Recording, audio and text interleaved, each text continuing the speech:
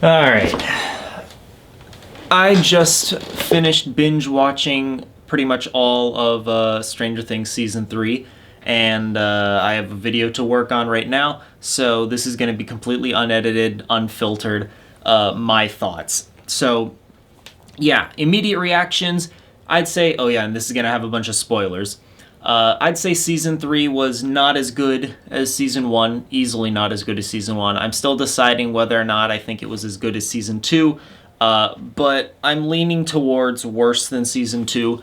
Not to say that this season was bad. I thought it was certainly serviceable and it had a lot of great elements, but it also had what I feel was the most bad elements, and I'm going to be focusing on the elements of season 3 that disappointed me, as I'm better at criticizing things than I am for praising them. But essentially, kind of just assume that if I don't touch on something right here, then it means that I was fine with it or I thought it was really good. So first things first, I really did not like Hopper. I really did not like Hopper this season. He solves every single problem that comes up with violence. Like every single altercation that he solves with through force, by yelling at people, by like even if it's children. He threatened Mike to not see 11 because he was just uncomfortable with the situation, even though he was encouraged by whatever her name was. I don't pay attention to the characters' names. Will's mom, Mrs. Byers, to just talk to them, to have a heart to heart, and he did not do that. So he's constantly losing his temper, and he's constantly seems to be struggling with losing his temper. And I thought that this could be like a good arc for his character. That was my immediate reaction, was that he is very protective of 11, and so having 11 and Mike start to date would obviously, put him in an uncomfortable position. So then he could evolve as a character into learning to kind of let her go, or like understand that basically what Mike had to learn, that 11 is her own person, and that it's kind of selfish to assume that you can have one person's entire attention in their entire life, like all to yourself, just because you care about them so much, even if you are in good intentions. But it doesn't seem. But there's never a scene in this season where that's brought up, where it's suggested that the reason that aside from like the very last scene. Oh yeah, and there's going to be spoilers. I don't know if I mentioned that. Aside from the very last scene in this season, where 11 is like reading the note, then it's kind of suggested that he had good intentions in mind, or something. That like the note just kind of said that like he was uncomfortable. Just kind of stated that he gave the whole speech about like the lesson. It was obvious, like this is the lesson that we want to teach the audience before we go. And I like the lesson. It's kind of a lazy way, I think, to teach the audience this lesson, but it's a lesson I agree with, so I really have no problems with it.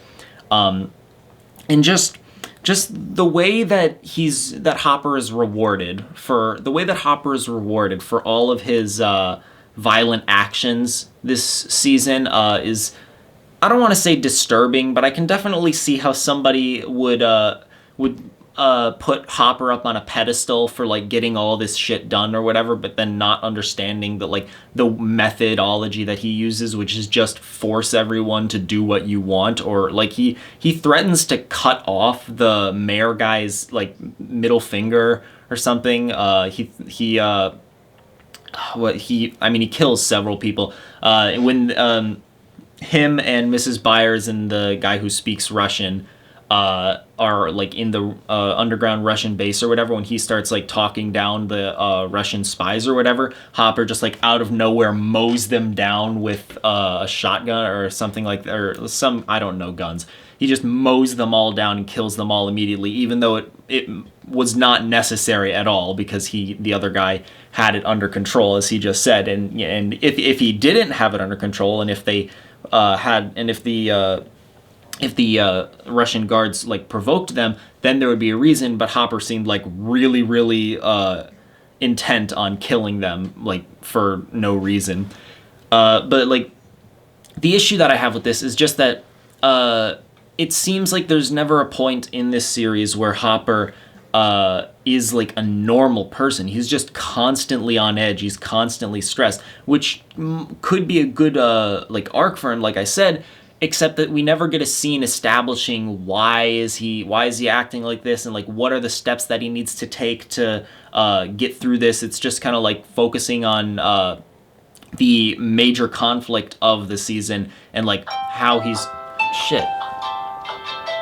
Ignore that.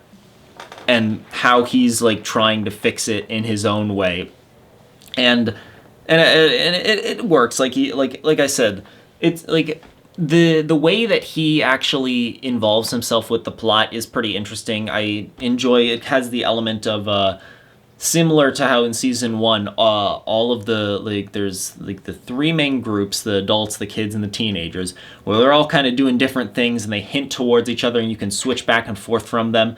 And just transition between them pretty smoothly, and it all kind of spirals. It all kind of like reverse spirals into like one point, and that's the main conflict, which is the Mind Flayer. Which I like that aspect of it, but when everything is, but I do have major issues with the Mind Flayer as well, which is that it's a huge step down, as ironically as it is. It's a huge step down from the Demogorgon, and a lot of people have already pointed this out. Especially because of these issues that arose in season 2, and people were hoping that they would be fixed in season 3, even though it was looking kind of grim. And what do you know? It didn't get fixed. So, like, what are the issues I'm talking about? Well, the issue is that we have no idea why the Mind Flayer wants to kill everyone on Earth. Why it wants to enslave it. It's assumedly it's just because it believes that it's the superior race or something like that. It believes that it's better than humans, and so the Mind Flayer believes that it is fit to do what it wants with humans, to use humans as a tool to gain more power. And that's some speculation, because it's really never stated. The Mind Flayer, speaks through a lot of like the zombie characters, the possessed characters in this season, saying like we need to build or whatever, or we're going to kill it, like just very vague evil shit that doesn't really mean anything. That just means this thing is evil because it's evil, and like that can be serviceable. A lot of movies have like really lackluster villains, and I'm usually fine with that. But in that scenario, then the focus has to be on the main characters, or the protagonists. But in season 3, the all of the protagonists are constantly like everything is revolving around what is the Mind Flayer doing? Who has it possessed? How are we gonna figure out who's possessed and who's not possessed? Like everything revolves, and it makes sense because this is a world like threatening demon thing, so it makes sense. But it's just not as interesting as having like a human villain, a human antagonist, who has motivations that they can explain, and then you can start to deconstruct in your head and think, oh, well, they may, and I'm not saying there needs to be like a moral gray area in like every single villain. I don't need, like, you never need to have a villain where it's like, oh, well, they have a point, but it's just more interesting when you can dissect more about like why the villain is doing what they're doing, instead of just the villain is evil, so they want to kill everything, take over everything. It's just kind of it feels like taking the easy way out. Whereas, in season 1, the reason why the Demogorgon was attacking everybody was simply it needed to eat. It needed to survive, and it survived by eating humans. It's similar to the shark from Jaws, like it's not it can be considered like a mindless beast or whatever.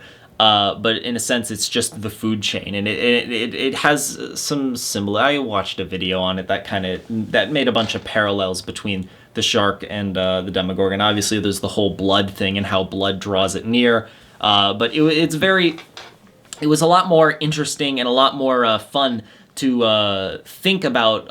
I guess if you can consider the Demogorgon a character, it was a lot more interesting to consider the implications of the Demogorgon existing on Earth, or like actually being a threat in the real world, versus just like this giant shadow monster or whatever. It's just like, if we don't beat it, if we don't kill this thing, it will kill everyone on Earth. if we do kill it, everyone on Earth is fine. Whereas with the Demogorgon, it's like it's not just everyone gets wiped out or everyone gets saved. It's like a few people will get eaten. Will got like implanted with like the little slugs or whatever, and there's just like a lot of little things. It doesn't like it impacts the town of Hawkins on a much more acute scale than it would than the Mind Flayer does, which just would wipe out everything on Earth.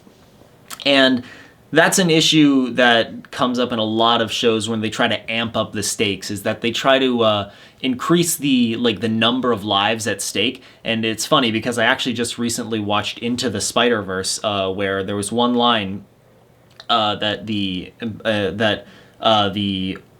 Peter Parker from another universe, Peter B. Parker, he was listening to the villain from that movie. And the villain from that movie was kind of underwhelming too. But like he was saying like, oh, this might destroy everyone on the Earth or whatever, or something like that. And Peter B. Parker was like, yeah, it's pretty standard Spider-Man stakes or whatever. And that's exactly how I feel about Stranger Things. Is that like when it was just the Demogorgon and the Demodogs, when you think about the people who died, you think of Bob in season 2,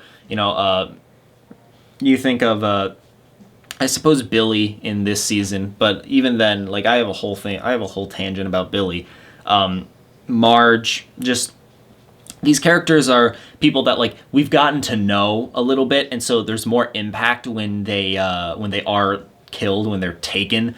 But when you just say like the entire world might be wiped out, you get much less of an emotional reaction out of that than when you describe all of like the people in this person's life, and or like all their friends, and like how devastated their friends would be and their family would be, and what kind of effect their absence would have on the town and stuff, and how it would affect other people emotionally, and I have a whole segment about this in a upcoming video that I'm gonna go on a little more in depth. But it's that what makes something sad, or what makes a scene in any movie or TV show like emotionally gripping, is not like the actual act of what's happening on screen. It's how it affects the characters, And so when you have the Mind Flayer of just the Mind Flayer will wipe out everyone on Earth, it's like you don't get as strong an emotional reaction versus, and this actually does happen in season 3, and this is something that I will credit it for,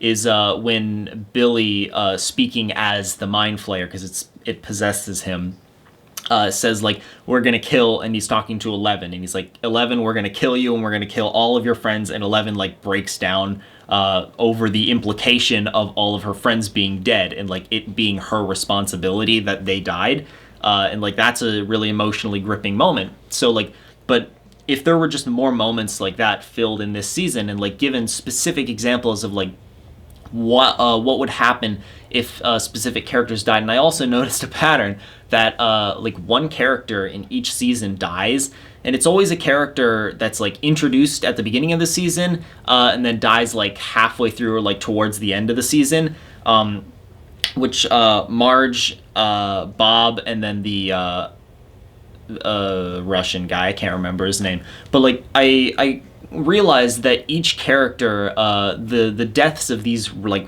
random characters, these like newly introduced characters, became less and less emotionally intense as the seasons went on. Like just the fact that that the Russian guy speaks Russian means that it's kind of hard to connect with him on a emotional scale, and he's just kind of happy-go-lucky, or like he gets scared of Hopper. He's funny because he like asks for a cherry icy instead of a strawberry icy or whatever. Like, but has no chemistry with with any of the other characters except for the other guy who also is fluent in Russian, and he is pretty enjoyable, I will say, to have on screen. But just the moment when the Russian dude gets shot, like, did not care about him. He was strictly valuable to the team because of the information that he held. He was strictly utilitarian, and that was the only reason that like you would want to think like, oh, I hope he survives.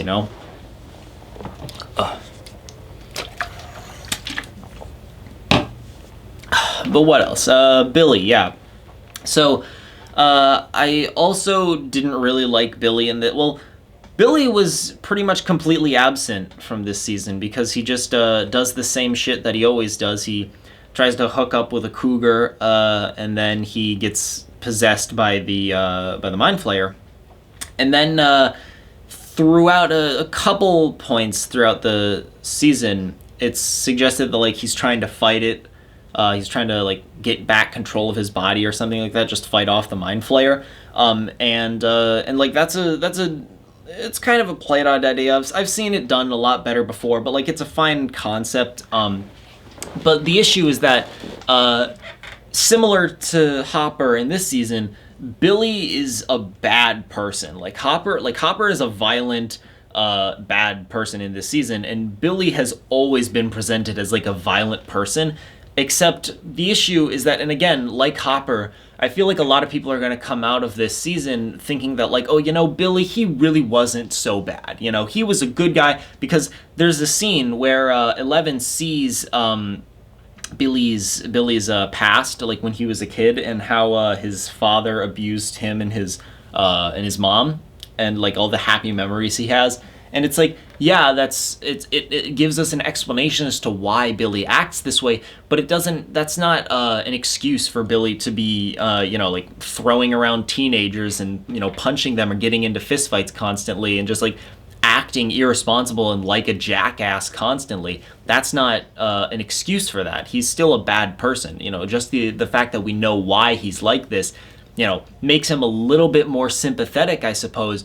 But he doesn't do anything to make up for all the bad things that he does, except for at the very end of the season where he does like resist the mind flayer and ends up sacrificing himself. Mind flayer kills him, and that like part of why that it's strange, because that could have been like a really emotionally gripping scene, but the issue is that I feel like any character would have done that, because we've built up these characters and their relationships and like how close of a bond they have for so long, and I just feel like, yeah, any sibling would be willing to sacrifice themselves. Like, 11 was willing to sacrifice herself in season 1. Will definitely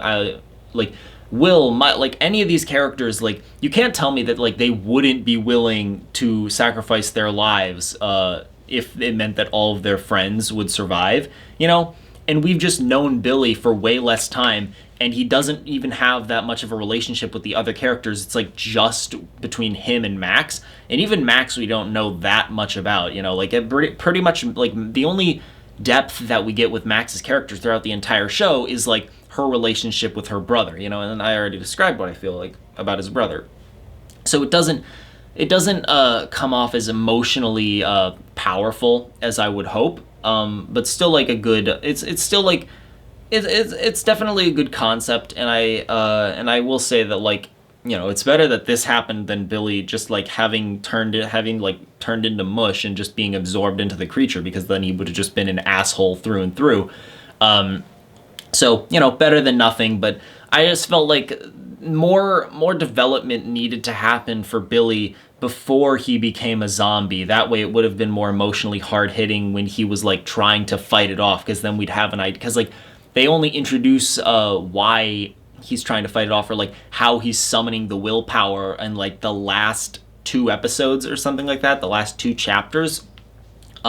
Rather, even though we've known about Billy since like the beginning of season 2, so you could have been building up, what his relationship is like. We know what his relationship is with Max, but like they could have made it a lot more clear, like how much Max means to him, or given some sort of interaction that they had in the past, like when they were kids, that like maybe like a specific moment where Max like got in trouble and Billy had to save her or something, and they kind of like gained this bond, this kind of friendship or camaraderie. But to my knowledge, I don't remember that ever coming up.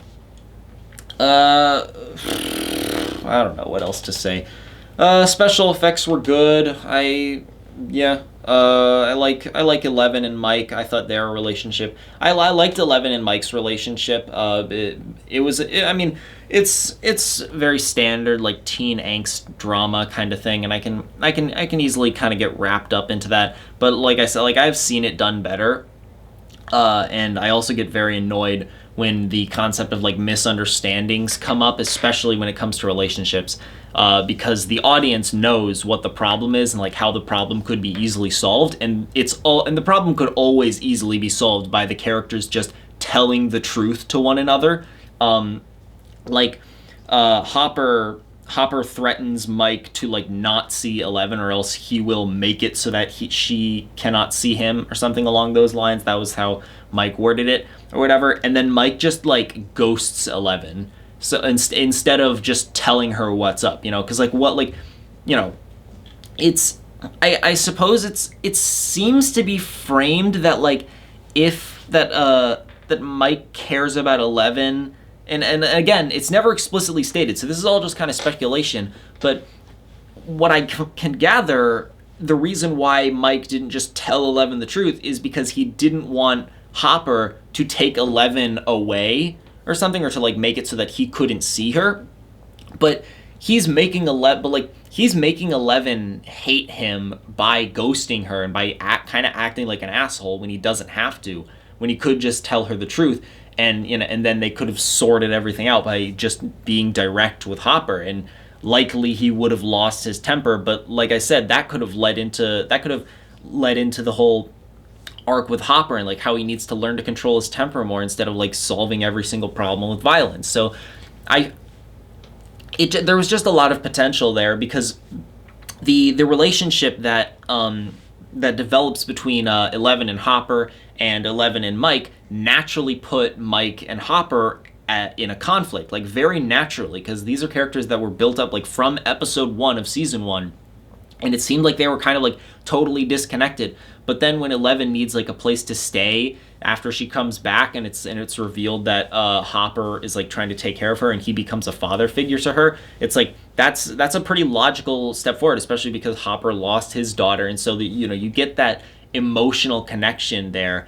But then it just kind of falls flat because the conflict that arises is not solved, because 11 and Mike and Hopper never get to have that heart to heart. The only heart, like, they never actually discuss anything before Hopper before Hopper sacrifices himself, which is a real shame, and it just kind of like leaves it as a loose end that I felt like could have been explored more and really like fleshed out the relationships between the characters, because these are characters that I love. I love watching the teens and the kids and the adults just like bounce off of each other. There was some really funny like lines in that, like I don't think I watched this alone, and so that's definitely part of it, but like I didn't like laugh out loud at any point, and I don't remember any points where I laughed out loud in previous seasons.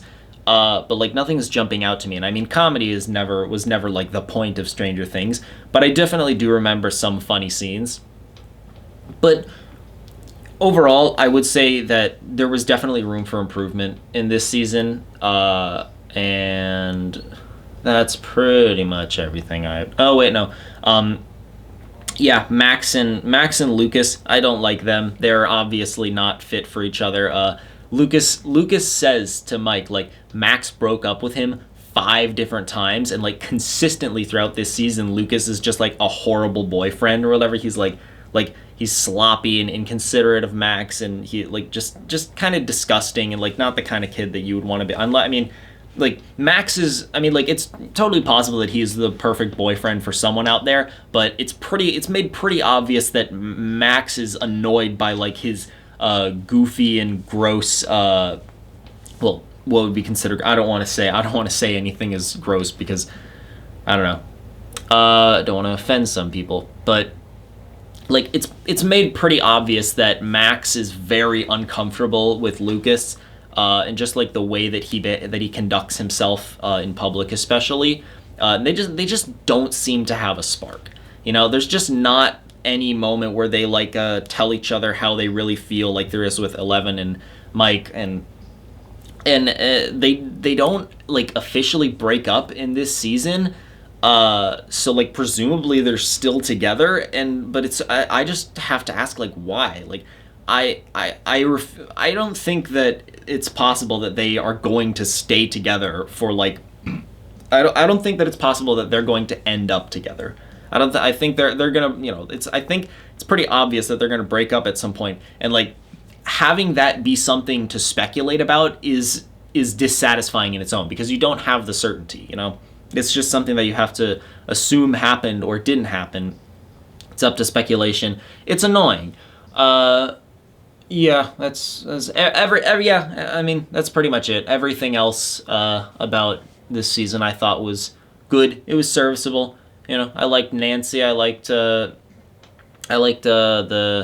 whatever the hell the guy who is fluent in Russian and also English. That guy's funny always. Yeah, yeah. 6.5 out of 10.